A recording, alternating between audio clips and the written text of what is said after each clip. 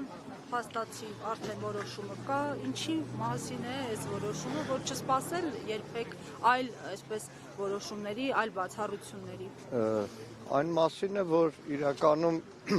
դպրոցական դասագրքերում եթե կարդացել են, սովորել են 1937-38 թվականների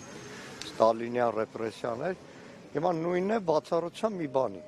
Այն ժամանակ լրագրողներ դատարանների դահլիճների մոտ չկային, այն ժամանակ դատարանների դահլիճների մոտ մարդիկ չէին հավաքվում։ Հիմա այդքանը առնվազն թույլատրում են, բայց նկատելի է, որ սկսելու են ու արդեն նշաններն կան, որ այս հարցով էլ է սահմանափակում։ Այն մասին է, որ Հայաստանում ողնաշար ունեցող իրավապահների թիվը, եթե ասեմ, նվազել է շատ մեղմ կասեմ, գրեթե չկա, այն մասին է, որ Հայաստանում տոտալ այդ բռնատիրական արշավը այլոց որևէ սահման չի ճանաչում։ Իրականում